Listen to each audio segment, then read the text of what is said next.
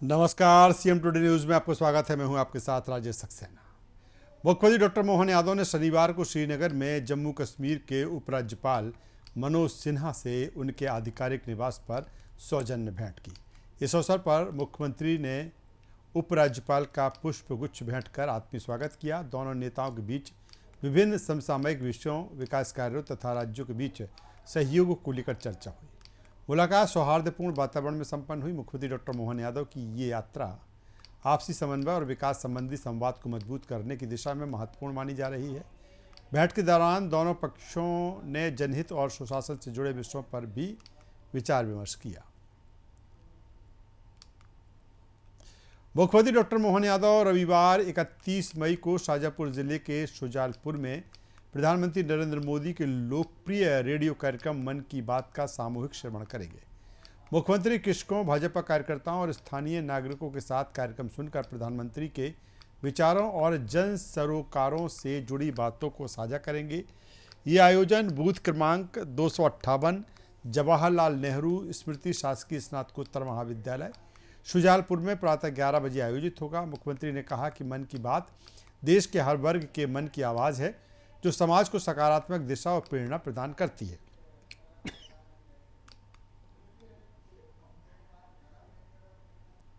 मुख्यमंत्री डॉक्टर मोहन यादव ने जम्मू कश्मीर दौरे के दौरान माता वैष्णो देवी के दर्शन कर वहां की व्यवस्थाओं का अवलोकन किया। उन्होंने कहा कि मध्य प्रदेश सरकार धार्मिक तीर्थ स्थलों पर श्रद्धालुओं की सुविधाएं बढ़ाने और दर्शन व्यवस्था को और बेहतर बनाने के लिए लगातार कार्य कर रही है। मुख्यमंत्री ने बताया कि महाकाल लोक, ओंकारेश्वर के एकात्म धाम, ओरछा, रामराजा लोक सहित प्रदेश के विभिन्न धार्मिक स्थलों पर हजारों करोड़ रुपए के विकास कार्य जारी हैं।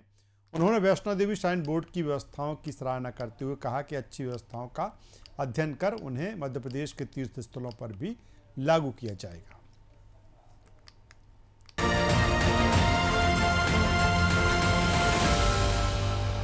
हमारे अपने मध्य प्रदेश के अंदर धार्मिक तीर्थन के लिए और जनता की सुविधा बढ़ाने के लिए दर्शन की सुगमता, देवस्थान पे कई और सेवा के कार्य चलाने के लिए हमें अलग अलग प्रकार के निर्माण कार्य विभिन्न देवस्थानों पे प्रारंभ किए हैं। मुझे इस बात की प्रसन्नता कि बाबा महाकाल का महाकालेश्वर मंदिर हो, ओंकारेश्वर धाम हो, जहां हम एकात्म धाम के माध्यम से लगभग 3000 करोड़ रुपया खर्चा कर रहे हैं। उज्जैन में लगभग 20,000 करोड़ के काम चल रहे हैं। राजा राम, ओरछा का लोक हो या अलग अलग प्रकार के स्थान, और ऐसे में सिंहस्थ भी 2028 का आने वाला है। ऐसे में हमारी सरकार के द्वारा विभिन्न देवस्थानों पर वहाँ की जा रही व्यवस्थाओं का, जन कल्याणकारी सुविधाओं का, शैक्षणिक गतिविधियों का, सेवा के कामों का, सब प्रकार का हर एक का अपना महत्व है। ऐसे में जगमोहन जी ने 1986 के बाद वैष्णो देवी ट्रस्ट में खास करके श्राइन बोर्ड की स्थापना करके बहुत सारी सुविधाएं यहाँ बढ़ाई है। मैं आज यहाँ प्रातः वैष्णो देवी माता के दर्शन करने के बाद जम्मू कश्मीर के टूरिज्म के अधिकारियों से भी मिल रहा हूँ और बाकी अधिकारियों से भी बात की, हमने अध्ययन भी किया। हम एक दल और भेजने वाले हैं। कुल मिलाकर के हर जगह से जो अच्छी बात हो वो सीखी जाना चाहिए। और ये माँ वैष्णो देवी का तो वाकई अद्भुत धाम है, जहाँ 24 घंटे दर्शन चलते हैं और एक एक दर्शनार्थी का न केवल डिटेल रिकॉर्ड रहता है, बल्कि सब प्रकार की सुविधा जुटाई जाती है।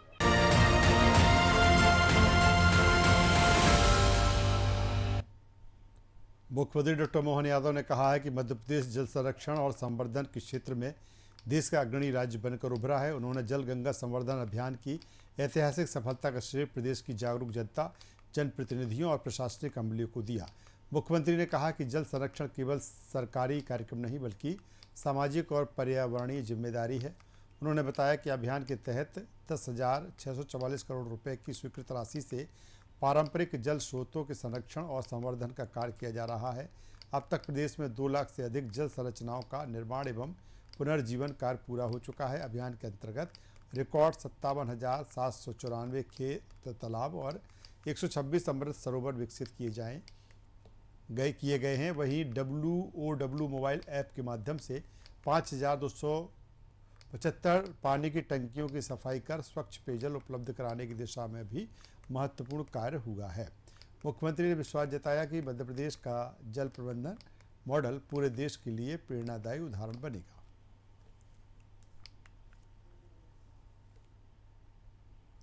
मध्य प्रदेश में चलाए जा रहे जल गंगा संवर्धन अभियान के तहत जल संरक्षण और जल स्रोतों के पुनर्जीवन की दिशा में व्यापक स्तर पर कार्य किए जा रहे हैं। अभियान के माध्यम से कुएं, बावड़ियां, तालाब, नदियों और अन्य जल संरचनाओं की साफ सफाई, गहरीकरण और संरक्षण कार्य निरंतर जारी है।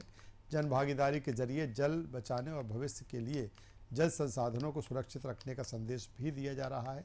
सरकार का उद्देश्य जल संकट को कम करना और ग्रामीण व शहरी क्षेत्रों में जल उपलब्धता को मजबूत बनाना है। इस अभियान से जल संरचनाओं को नया जीवन मिल रहा है और पर्यावरण संरक्षण को भी बढ़ावा मिल रहा है।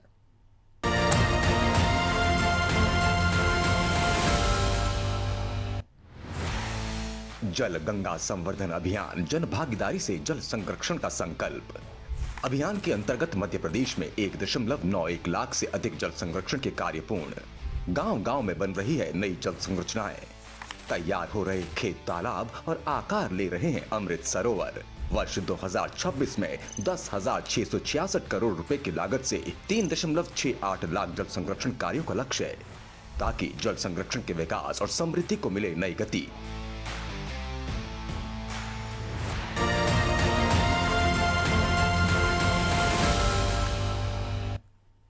जबलपुर आउटर रिंग रोड परियोजना महाकौशल क्षेत्र के विकास को नई गति देने वाली महत्वपूर्ण पहल साबित होने जा रही है। इस परियोजना के पूर्ण होने से शहर में यातायात का दबाव कम होगा और लंबी दूरी के वाहनों को सुगम एवं तेज आवागमन की सुविधा मिलेगी। रिंग रोड के माध्यम से जबलपुर और आसपास के क्षेत्रों की कनेक्टिविटी मजबूत होगी, जिससे व्यापार, उद्योग और पर्यटन को भी बढ़ावा मिलेगा। बेहतर सड़क नेटवर्क से परिवहन लागत में कमी आएगी और निवेश के नए अवसर सृजित होंगे। यह परियोजना क्षेत्र के आर्थिक विकास, रोजगार सृजन और आधुनिक आधारभूत संरचना को मजबूत करने की दिशा में एक महत्वपूर्ण कदम मानी जा रही है।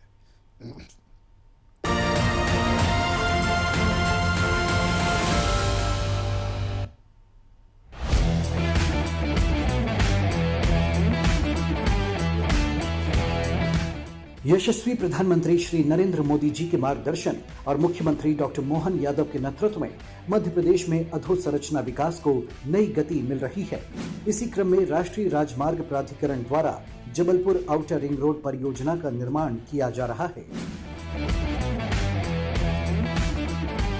लगभग 3,540 करोड़ रुपए की लागत से बन रही 114 किलोमीटर लंबी यह परियोजना महाकौशल क्षेत्र में कनेक्टिविटी को मजबूत करेगी।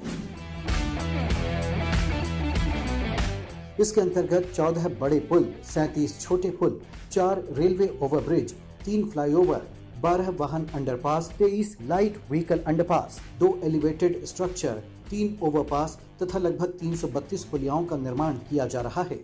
वहीं नर्मदा नदी पर लगभग 750 मीटर लंबा आधुनिक एक्स्ट्रा डोज्ड ब्रिज भी बनाया जा रहा है, जो इस परियोजना की विशेष पहचान बनेगा। परियोजना के पूर्ण होने पर जबलपुर शहर में यातायात का दबाव कम होगा और उत्तर प्रदेश, छत्तीसगढ़ तथा महाराष्ट्र की ओर जाने वाले वाहनों को सुगम मार्ग उपलब्ध होगा। जबलपुर आउटर रिंग रोड परियोजना महाकौशल क्षेत्र के विकास का नया आधार बनेगी। इससे व्यापार, पर्यटन, कृषि और औद्योगिक गतिविधियों को बढ़ावा मिलेगा, जो क्षेत्र के विकास में मील का पत्थर साबित होगा।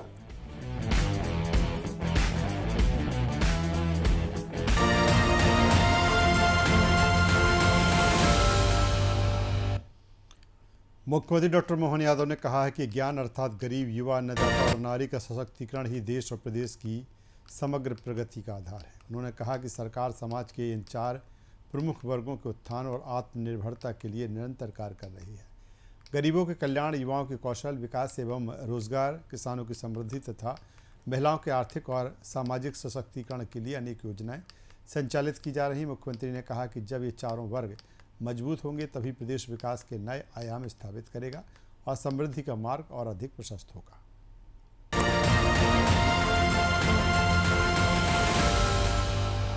चार श्रेणी है देश के अंदर, जिनकी प्रगति हो जाएगी तो देश की प्रगति हो जाएगी, प्रदेश की प्रगति हो जाएगी। वो श्रेणी है किसान, दूसरी माता बहनें, तीसरा युवा, चौथा गरीब।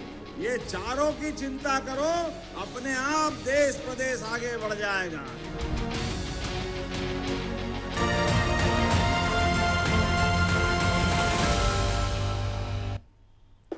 मध्य प्रदेश युवाओं के सपनों को नई उड़ान देने और उनकी प्रतिभाओं को बेहतर मंच उपलब्ध कराने की दिशा में लगातार आगे बढ़ रहा है।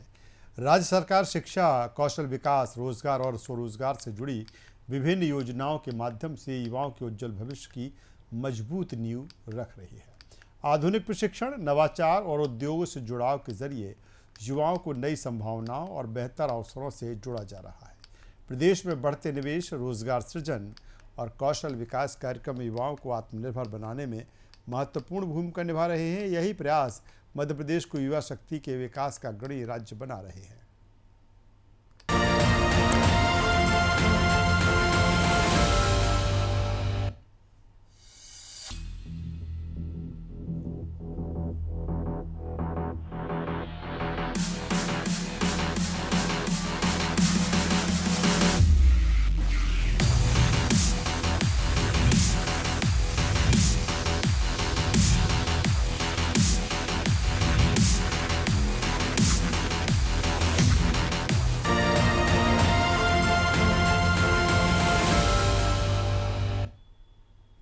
अनूपपुर जिले के पुष्पराजगढ़ क्षेत्र के ग्राम बेजौरा में श्रद्धालुओं को मंदिर ले जा रही ट्रैक्टर ट्रॉली के पलटने से हुई दर्दनाक सड़क दुर्घटना में कई लोगों की मौत और कई के घायल होने की घटना से पूरे प्रदेश में शोक की लहर है। मुख्यमंत्री डॉक्टर मोहन यादव ने हादसे पर गहरा दुख व्यक्त करते हुए दिवंगतों के परिजनों के प्रति संवेदना जताई है। मुख्यमंत्री ने मृतकों के परिजनों को राज्य शासन की ओर से 4-4 लाख रुपए की आर्थिक सहायता प्रदान करने के निर्देश दिए हैं। घायलों का उपचार जारी है। मुख्यमंत्री ने बाबा महाकाल से दिवंगत आत्माओं की शांति और घायलों के शीघ्र स्वस्थ होने की कामना की है।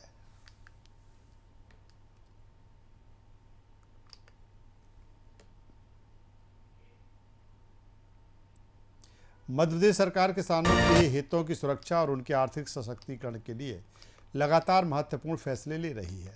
कृषक कल्याण के प्रति अपनी प्रतिबद्धता को आगे बढ़ाते हुए सरकार ने ग्रामीण क्षेत्रों की कृषि भूमि के भू अर्जन पर किसानों को बाजार दर का 4 गुना मुआवजा देने का निर्णय लिया है। इस फैसले से किसानों को उनकी ज़मीन का उचित मूल्य मिल सकेगा और विकास परियोजनाओं के दौरान उनके हित सुरक्षित रहेंगे। सरकार का मानना है कि किसान प्रदेश की अर्थव्यवस्था की रीढ़ है, इसलिए उनके सम्मान और अधिकारों की रक्षा सर्वोच्च प्राथमिकता है। इस पहल से ग्रामीण क्षेत्रों में आर्थिक मजबूती बढ़ेगी, किसानों का विश्वास सशक्त होगा और विकास कार्यों में भी तेजी आएगी। प्रदेश सरकार किसानों की समृद्धि और खुशहाली के लिए निरंतर जनहितकारी योजनाएं लागू कर रही है।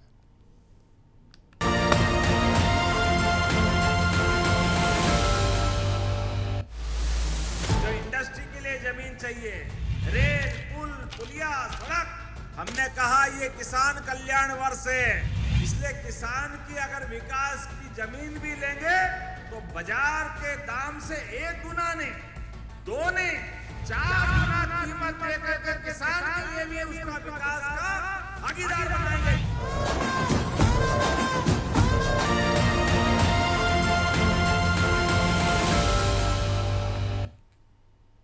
मध्य प्रदेश की ऐतिहासिक और सांस्कृतिक धरोहर भोजशाला को भव्य और दिव्य स्वरूप देने की दिशा में लगातार प्रयास किए जा रहे हैं। सरकार का उद्देश्य भोजशाला के संरक्षण, सौंदर्यीकरण और सांस्कृतिक महत्व को नई पहचान देना है।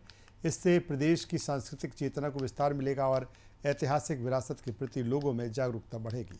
भोजशाला भारतीय संस्कृति, आस्था और इतिहास का महत्वपूर्ण केंद्र रही है। इसके विकास से पर्यटन को भी बढ़ावा मिलेगा तथा देश विदेश से आने वाले श्रद्धालुओं और पर्यटकों को बेहतर सुविधाएं उपलब्ध होंगी। यह पहल सांस्कृतिक गौरव को सशक्त करने की दिशा में अहम कदम मानी जा रही है।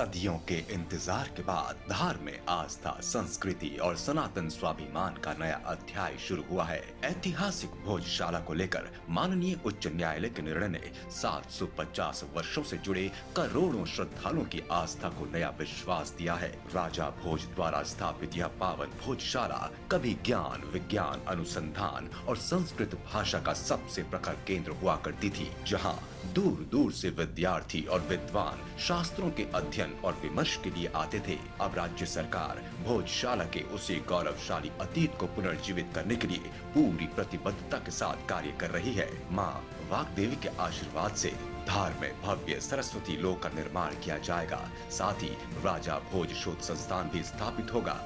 यह केवल विकास कार्य नहीं बल्कि भारत की प्राचीन ज्ञान परंपरा, सनातन संस्कृति और सांस्कृतिक चेतना के पुनर्जागरण का संकल्प है। अब धार आस्था, संस्कृति और विकास के नए स्वर्णिम अध्याय की ओर बढ़ रहा है। आस्था, संस्कृति और विरासत के संरक्षण हेतु प्रतिबद्ध मध्य प्रदेश सरकार।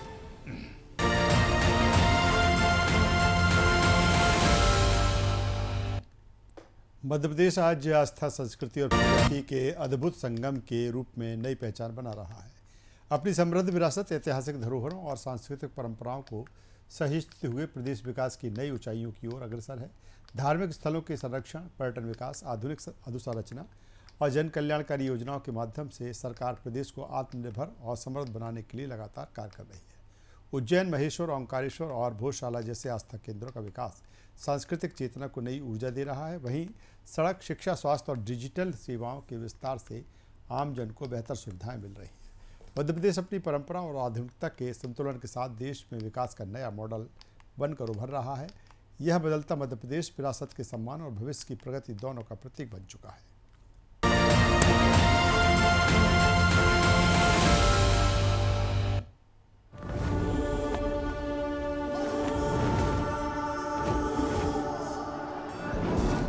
प्रत्येक स्थान में जहाँ जहाँ गोपाल कृष्ण की लीलाएं हुई है, प्रत्येक स्थान को तीर्थ बनाएंगे। हमारी सरकार के माध्यम से तीर्थ बनाएंगे हर स्थान को। गौरवशाली ऐसे प्रश्नों को समाज के सामने लाने की आवश्यकता है। इसलिए हमारी सरकार विरासत से विकास की ओर बढ़ रही है। प्रदेश की सांस्कृतिक और आध्यात्मिक विरासत को संजोते हुए मुख्यमंत्री डॉक्टर मोहन यादव के नेतृत्व में मध्य प्रदेश एक नई पहचान गढ़ रहा है। उज्जैन, ओंकारेश्वर और चित्रकूट की ऐतिहासिक धरोहरों को देश दुनिया में एक विशेष पहचान मिल रही है। भगवान श्री कृष्ण की लीलाओं से जुड़े पावन स्थलों को जोड़ते हुए श्री कृष्ण पाथवे का निर्माण किया जा रहा है। सांदीपनी आश्रम से लेकर अमझेरा तक आस्था का यह पथ श्रद्धा को नई दिशा देगा। इसी क्रम में आगे बढ़ते हुए विक्रमोत्सव के अवसर पर विश्व की पहली विक्रमादित्य वैदिक घड़ी के शुभारंभ के साथ भारतीय काल गणना की समृद्ध परंपरा से पूरी दुनिया को परिचित कराया गया। आस्था और परंपरा को जोड़ते हुए प्रदेश में 1450 किलोमीटर लंबे श्री राम वनगमन पथ का निर्माण आस्था और इतिहास को जोड़ने की दिशा में ऐतिहासिक पहल की जा रही है। इसके साथ ही हर नगरीय निकाय में गीता भवन का निर्माण प्रदेश को आध्यात्मिक चेतना से जोड़ रहा है। विरासत, आस्था और संस्कृति के संगम से मध्य प्रदेश बढ़ रहा है एक सशक्त, समृद्ध और सांस्कृतिक रूप से जागरूक भविष्य की ओर।